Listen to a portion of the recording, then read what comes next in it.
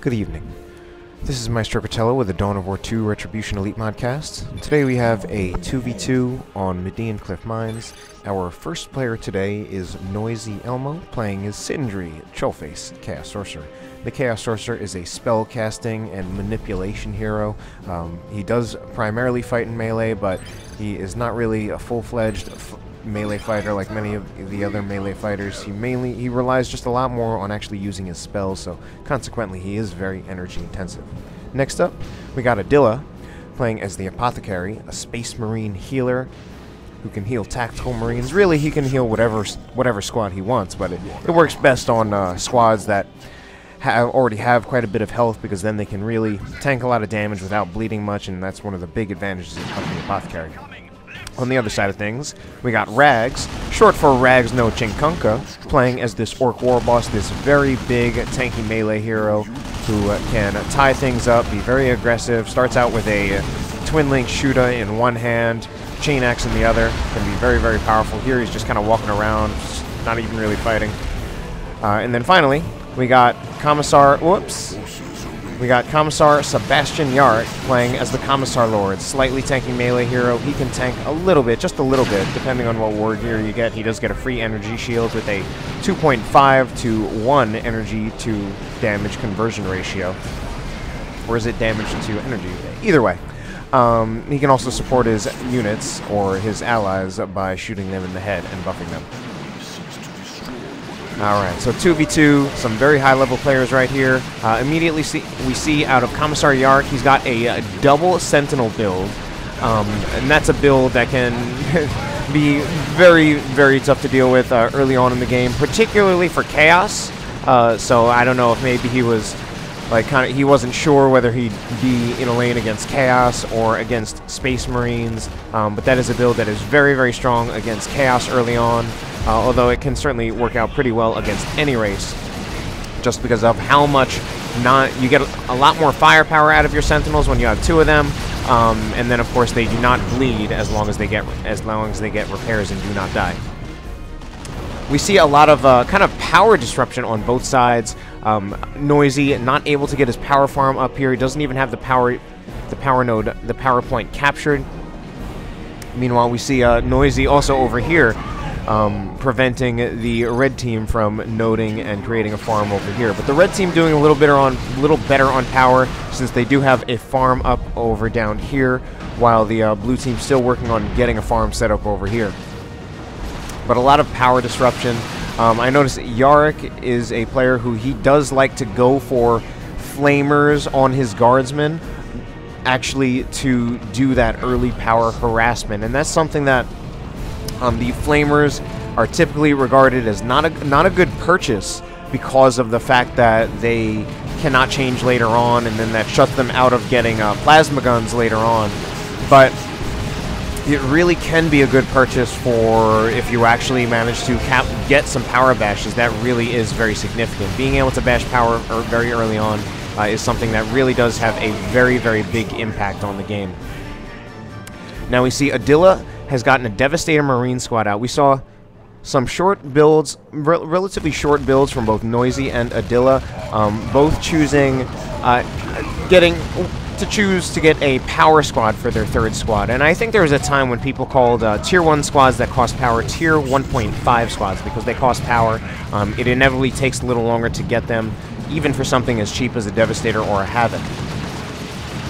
So they both chose to get a power squad as their third squad. Both got suppression teams. In Adila's case, he got a Devastator Marine squad, and he actually chose to upgrade to advanced targeting. That enables the Vengeance Rounds ability, which is something that can actually be, it's known for, it does more damage. It can also be used as a source of light AV come Tier 2.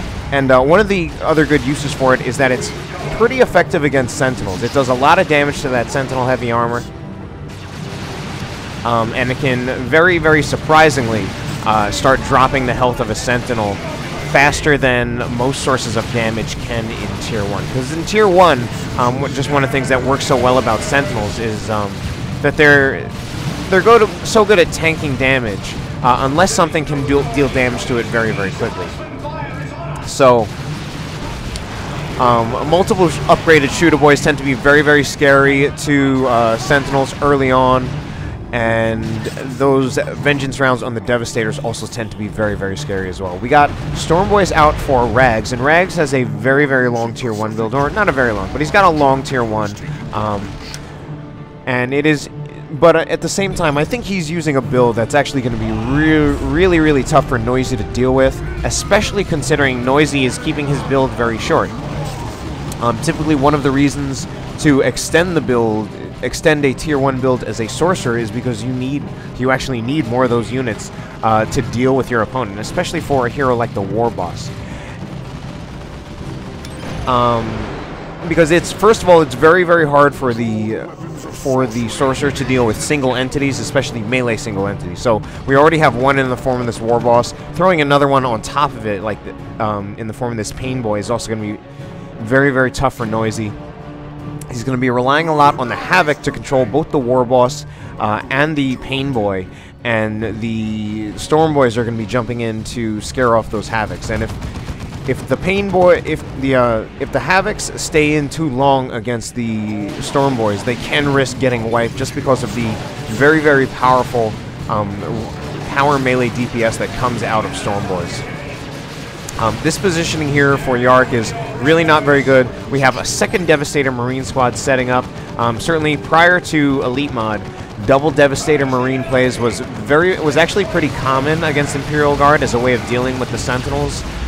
Since, especially in retail, Imperial Guard did not have as effective a way of dealing with these Devastator Marines.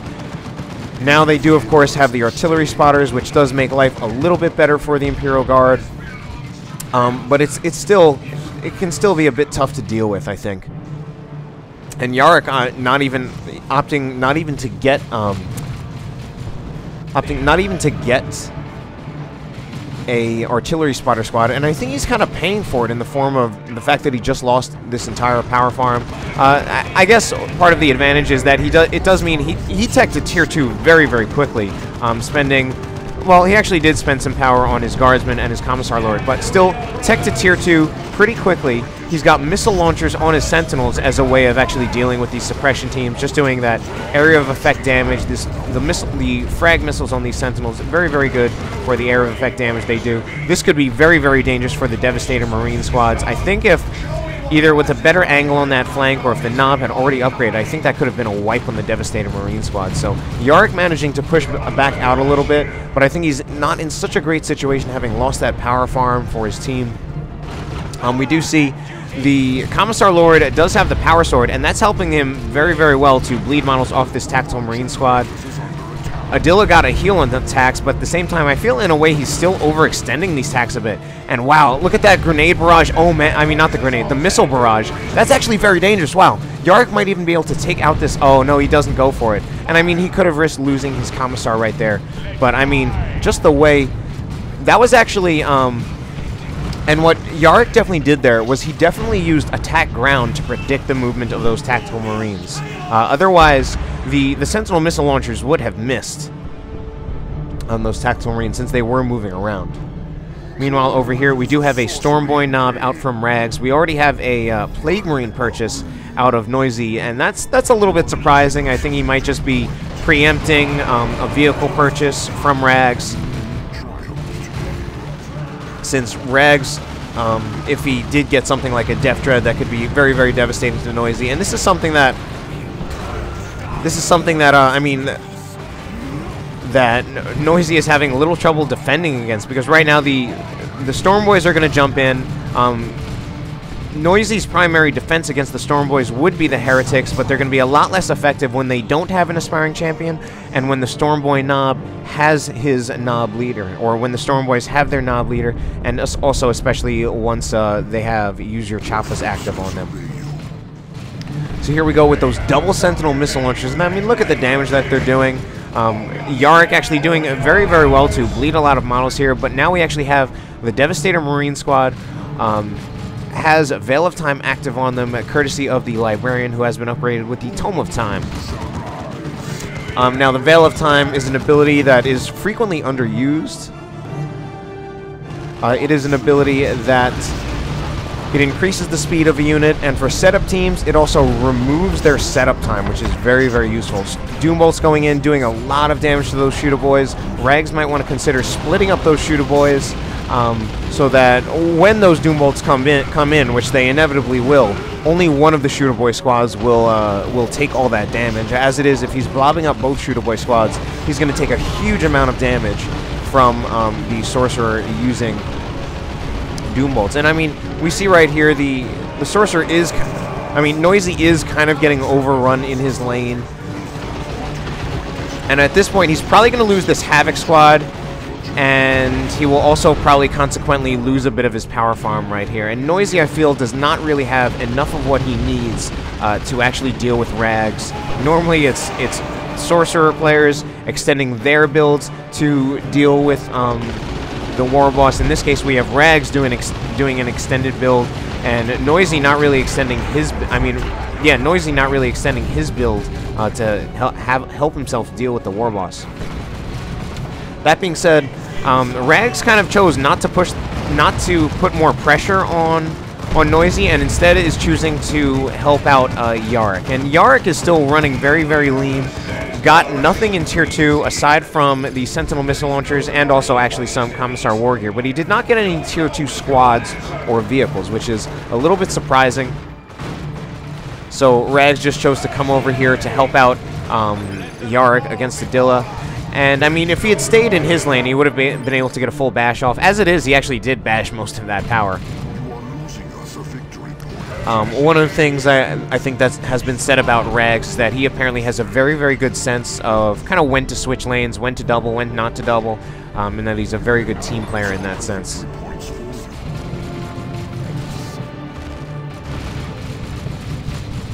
But I actually feel Noisy has been struggling. The Sorcerer against the Warboss is not a good matchup at all. It is one of the Sorcerer's worst matchups for very many reasons. And I actually feel that Noisy hasn't really been doing what he actually needs to do to adequately deal with the Warboss, and consequently I feel he's kind of suffering for it.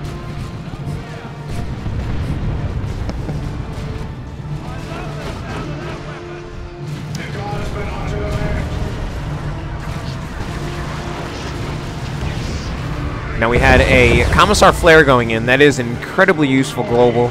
It reveals the Fog of War in an area. It also decreases the firing range of any units that are affected by it. It can really be an engagement winner global, even though it doesn't actually do any damage by itself. It is something that can really win engagements. It only costs, I believe, 75 red.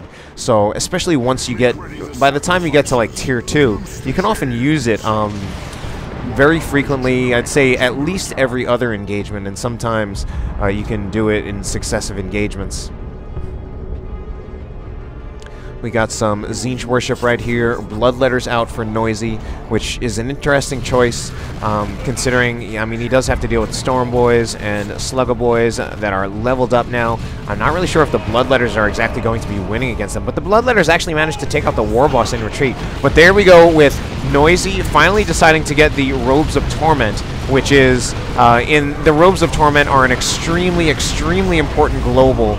Oh my god, and this is actually going to be a dead Heretic squad right there. I think, first of all, Noisy putting those Heretics in a fight that they really had no business winning. They were up against a Stormboy squad, a Slugga squad, and a Painboy. Not only that, but the Painboy used that move, that ability that I don't even remember what it's called, but the ability that will actually detonate one squad member, and will actually kind of function as a Doom Blast. And wow, there the Painboy explodes. So Painboy gone, so at least a little bit of a win for Noisy, but wow, overall a huge loss for Noisy. Noisy definitely came out on the worst end of that engagement. But yeah, I mean, by themselves those aspiring champion Heretics, I think they would actually lose to to any one of those. Like, they would certainly, I believe they would lose to Tier 2 Sluggers with their knob, as well as Storm Boys with their knob. And especially, they're also getting Warboss buffs right there, so unfortunately, Noisy really committed to an engagement that he really had no business winning. But, I mean, he did get the Robes of Torment, and that is a warrior that is really, really very useful for the Sorcerer. And in some matchups, it's almost necessary to deal with any kind of melee, since usually just with the way the composition works out, usually just in an all-out brawl, the Sorcerer and whatever squads he has are not going to be winning against something like the Warboss and his melee squad. So you need to use that Robes of Torment to kind of snare all those units in place, do damage with some other things, and then once the Robes of Torment or the Chains of Torment get shot down or they wear off, then you can kind of clean up once you've gotten an advantage from using the Chains of Torment. Double Sentinels still around, even into Tier 3, and I didn't even recognize we got double Castricans, which is very, very dangerous, considering definitely at some point, certainly from Indrid's video of who's the shootiest of them all, even though some of that should be taken with a grain of salt, you definitely got to see just how powerful these Castricans are. They really can be very, very powerful. Adila nearly losing a scout squad, but unfortunately, Yarrick definitely losing a guardsman squad right there. They all kind of got hit by those grenades.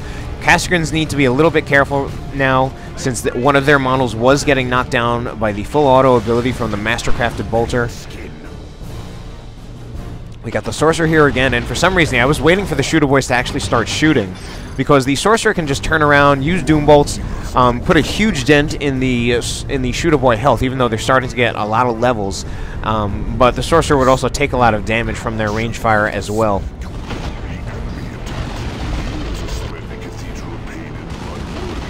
And I mean, these Shooter Boys have gotten so many levels. I think probably, maybe in part due to that engagement where Noisy lost a bunch of stuff. They also just probably have been bashing a lot of generators as well as just killing a lot of models. I bet they'll even get a Chaos Space Marine model here, even though this would overall probably be a winning fight for the Chaos Space Marines, because they actually do better damage as well as having more health per model and having heavy infantry armor. Certainly individually, a squad of Chaos Space Marines with the Mark of Tzeentch fully upgraded is definitely going to beat a Shooter Boy squad head to head. And I think what Shooter Boys really want to do there, they want to focus on having 2 Shooter Boys to 1 squad of Chaos Space Marines, and they also would try to prefer being in cover with the Chaos Space Marines being out of cover. But man, Adila apparently did lose his scout squad at some point. Oh man, look at the damage that these Devastators are taking from these double Plasma Castricans. So Adila lost... He lost Tactical Marines, he lost Scouts, he lost 1 squad of Devastators, he lost his Vengeance Rounds Devastators, and he has this Las Cannon for... Man, I guess he got the Las Cannon just because he really has been getting tired of those Sentinels. I mean, Yarrick's Sentinels, both of his Sentinels are still alive. He's probably going to upgrade this to a Meta Bunker since he no longer has Guardsmen around to repair. We also have Terminators around, which are normally very good against Imperial Guard. And you know what? In this particular case, I actually feel like the Terminators could be suffering a lot against double Castricans with weapon expertise, and especially with that Commissar now having the Fist of Brachus, and he was using the None Shall Fall ability right there, but at some point the Commissar himself also got forced off and had to go. But now we got fully upgraded Shooter Boys, and oh man, we got the Deferola. And Noisy does not have a whole lot he can do about that, but he's getting something that he can do about that. He is getting a Land Raider Phobos. That is going to be a little tricky at the same time, and we do see Rags continuing to lose, or continuing to destroy much of Noisy's power farm. So the Land Raider Phobos definitely going to have a lot higher AV damage coming out than that Orc Battle Wagon, but it is, of course, a little bit more fragile. It does have a Plague Marine squad to support it with a snare, but it still has to be careful, I think. And even with the snare, the Battle Wagon is faster, so it does have a better chance of getting the hell out of there. Chaos Space Marines right there, I think, lucky to only lose 1 of their models. And there we go with the Las Cannon Devastator taking some shots at this Orc Battle Wagon. Wow, look at that shot. Man, what was that? That seemed to do a huge amount of damage. Here we go with the Fist of Brachus as well. But we see the Plague Marines taking their shots. Land Raider Phobos is coming in as well. We got Shooter Boys coming in for a flank, but they can't exactly do a whole lot. Maybe the Dirge Caster will go off. This could actually be, I was about to say, that could be really, really bad for Rags if he kept those Shooter Boys in there any longer. And oh man, I think the Plague Marines are lucky to get in there, but ooh, here we go with Sentinels chasing with their damage. And this is actually very, very dangerous now. Sentinels chasing with their missile launcher. Battle Wagon, now Battle Wagon's in a bad position. I think going to start start taking some shots from the last cannon. And, I mean, Noisy himself doesn't have a repair unit. He does have a fully upgraded Sorcerer. Actually switched to the Vestments of the Warp and has the Tome of Subjugation. Right now, it might actually be more valuable. Actually, I don't know. Against Rags, it might actually be very helpful to be able to subjugate the Storm Boys or the Slugger Boys or something. But at the same time, we might also want to try having Sigil so that he can do something like teleport his Plague Marines so that they can actually go after the Battle Wagon some more. But I mean, damn, we got Commissar Yarrick. He's still got Sentinels alive into Tier 3, Level 2, and Level 3, which is highly unusual. Sentinels typically don't last to Tier 3. Usually they don't even, I mean, they just typically don't last to Tier 3, usually get killed sometime in Tier 2. And Yarrick is using these with that Sentinel missile launcher, really does help them scale. And he's using that very, very effectively. Here he's going to be bashing a generator while also doing VP harassment. Sorcerer, meanwhile, went for a capture over here, but there's going to be so much DPS coming out of these Shooter Boys right now. Double Level 3 Shooter Boys, almost to Level 4, which is just one of the great things about Shooter Boys, and also one of the great things about really anything that's high DPS. Anything that's high DPS or just high damage is going to be pretty good at leveling because it'll be pretty good at killing things. And then once it levels, the damage gets even better. So Commissar right here. Commissar might want to activate his energy shield so that he can tank a little bit more damage. And I mean, the damage those Terminators are taking from these Castricans, they're really just taking a ton of damage. So this None Shall Fall ability from the Fist of Brachus prevents infantry squads or infantry models from dying. So as long as that's active, an infantry unit will not die. It will take health damage, even all the way down to 1, but it will not die.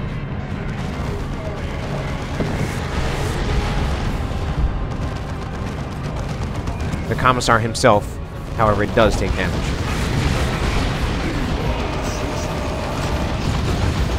Storm Boys jumping in behind the Land Raider Phobos.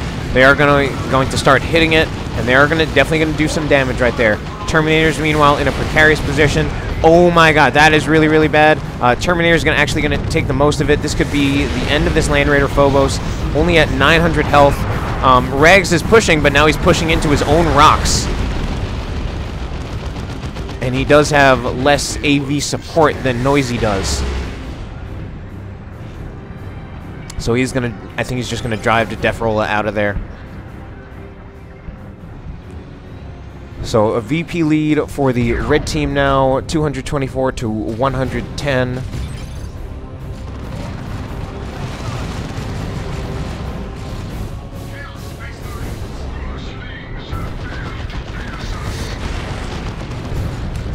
And here we go with, oh man, the Defrola needs to be very, very careful. Even though it has a mobility advantage, it does not want to get caught in a situation where it's getting snared by the Plague Marines, and then there's follow-up damage coming out of this Land Raider Phobos. Predator now out for Adila, of course. Very good all-purpose unit. Meanwhile, we got Commissar Yarrick with a tank of his own. This one has been upgraded to have the elite tank crew. It's always hard to tell whether this is a Vanquisher cannon or a regular main battle cannon. I think that's just the regular main battle cannon, which does give it a little more versatility since it has nice splash against infantry as well as reliably hitting vehicles, although not quite having the damage of the Vanquisher cannon for dealing with vehicles. Or the range, for that matter, since the Vanquisher does give the Lehman Russ a range increase, which can actually be very, very nice. Your forces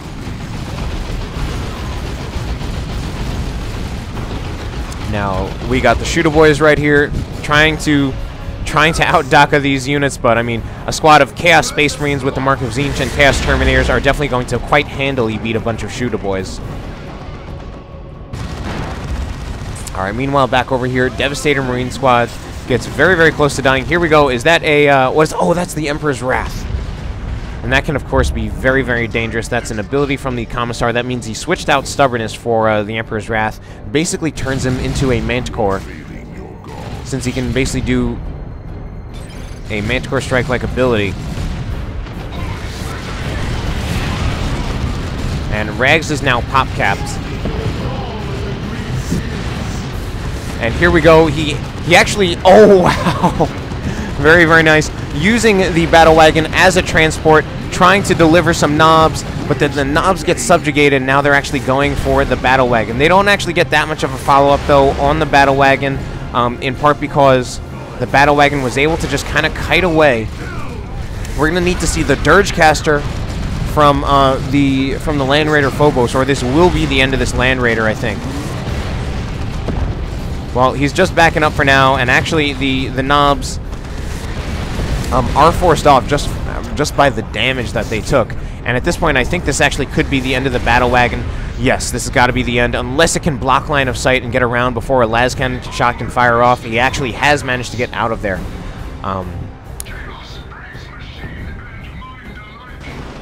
Alright, back over here. We got these tanks not really doing a whole lot. At this point, that actually... Man, it's hard to tell. I'm not sure. I think that's now the Vanquisher. And if that is a Vanquisher cannon, that is going to give the Leman Russ a bit of an advantage over this Predator, except for the fact that it is now upgrading to have a las cannon. But actually, I mean, it was actually labbed at some point, and the Leman Russ would actually have an advantage over a las cannon Predator. And unfortunately, I think Adila, it almost looked like he almost lost this Predator. I mean, Adila right now is actually struggling a ton against Yarrick.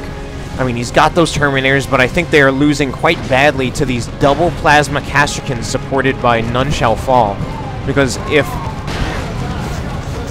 the Terminators have some kind of advantage over the Plasma Castricans, it's just the fact that they are tougher and have more health.